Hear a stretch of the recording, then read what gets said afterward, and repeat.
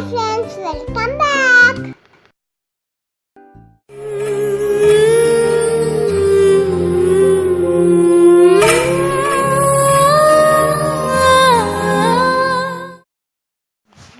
ഇന്ന് നമ്മുടെ കൊച്ചു കൂട്ടുകാർക്ക് വേണ്ടിയിട്ടുള്ളൊരു എപ്പിസോഡാണ്.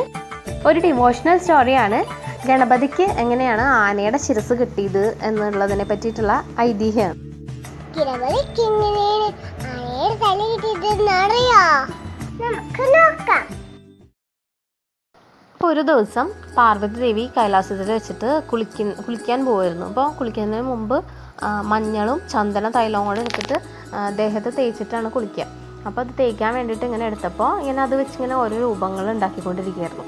അപ്പോൾ ഇങ്ങനെ ആക്കി വന്നപ്പോൾ പെട്ടെന്ന് ഒരു ചെറിയ നല്ല ഭംഗിയുള്ളൊരു ആൺകുട്ടിയുടെ രൂപമായിട്ട് വന്നു.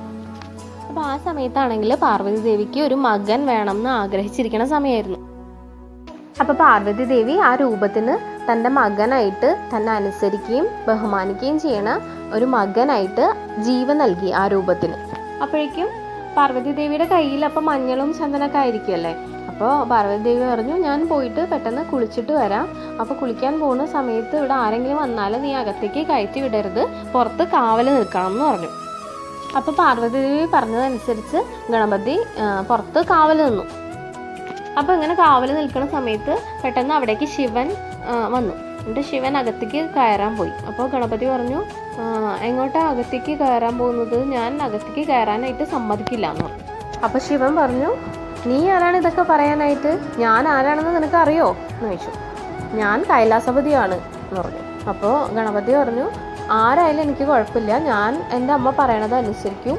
എൻ്റെ അമ്മ പറഞ്ഞേക്കണത് ആരെ അകത്തേക്ക് കയറ്റി വിടരുതെന്നാണ്. അപ്പോൾ നിങ്ങൾ ആരായാലും ഞാൻ അകത്തേക്ക് കയറ്റി വിടില്ല എന്ന് പറഞ്ഞു. അങ്ങനെ ശിവനും ഗണപതിയും കൂടെ വഴക്കായി. അങ്ങനെ രണ്ടുപേരും കൂടെ യുദ്ധം ചെയ്യാൻ തുടങ്ങി. യുദ്ധം ചെയ്യണതിൻ്റെ ഇടയിൽ ശിവൻ്റെ തൃശൂലം കൊണ്ടിട്ട് ഗണപതിയുടെ ശിരസ് മുറിഞ്ഞുപോയി.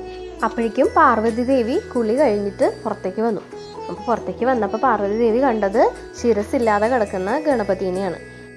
അപ്പോൾ ശിവൻ അവിടെ നിൽക്കുന്നുണ്ടായിരുന്നല്ലോ. അപ്പോൾ ശിവൻ്റെ അടുത്ത് പാർവതി ദേവി ചോദിച്ചു, എന്താണിത്, എങ്ങനെയാണിത് സംഭവിച്ചതെന്ന് ചോദിച്ചിട്ട് കരയാൻ തുടങ്ങി. അപ്പോഴേക്കും ശിവൻ നടന്നതെല്ലാം വിശദീകരിച്ച് പറഞ്ഞു. അപ്പോൾ അതൊക്കെ കേട്ടപ്പോൾ പാർവതി ദേവിക്ക് സഹിക്കാൻ പറ്റിയില്ല. അപ്പോൾ പാർവതി ദേവിയുടെ ആജ്ഞ അനുസരിക്കാൻ വേണ്ടിയിട്ടാണല്ലോ ഗണപതി ശിവനെ അകത്തേക്ക് കയറ്റി വിടാതിരുന്നത്. അപ്പോൾ പാർവതി ദേവി പറഞ്ഞു, എനിക്കിതൊന്നും കേൾക്കണ്ട, എനിക്ക് എൻ്റെ ജീവനുള്ള മകനെ എനിക്ക് തിരിച്ചു തരണം എന്ന് പറഞ്ഞു. അപ്പം ശിവൻ ഭൂതഗണങ്ങളെ വിളിച്ചിട്ട് പറഞ്ഞു, നിങ്ങൾ വേഗം പുറപ്പെട്ടോളൂ, നിങ്ങൾ പോകുന്ന വഴിക്ക് ആരെയാണോ ആദ്യം കാണുന്നത് ആ ആളുടെ ശിരസ് എടുത്തിട്ട് വരണം ഗണപതിക്ക് വെക്കാൻ വേണ്ടിയിട്ട് എന്ന് പറഞ്ഞു. അങ്ങനെ ഭൂതഗണങ്ങൾ ഗണപതിക്ക് വെക്കാൻ പറ്റിയ ഒരു ശിരസിന് വേണ്ടിയിട്ട് പുറപ്പെട്ടു. അങ്ങനെ പോകുന്ന വഴിയിൽ അവർ ആദ്യം കണ്ടത് ഒരു ഗജാസുരൻ എന്ന് പേരുള്ള ഒരു ആനേനെയാണ്. അങ്ങനെ അവർ ആ ആനയുടെ തല വെട്ടിയെടുത്തുകൊണ്ട് വന്നു. എന്നിട്ട് ആ ശിരസ് ശിവന്റെ കയ്യിൽ കൊണ്ട് കൊടുത്തു. അപ്പം ശിവൻ ആ ശിരസ് ഗണപതിക്ക് വെച്ച് കൊടുത്തിട്ട് ജീവൻ നൽകി അനുഗ്രഹിച്ചു. നീ ഇനി മുതൽ എല്ലാ വിഘ്നങ്ങളും തീർക്കുന്ന വിഘ്നേശ്വരൻ എന്ന പേരിൽ അറിയപ്പെടും എന്ന് പറഞ്ഞ് അനുഗ്രഹിച്ചു.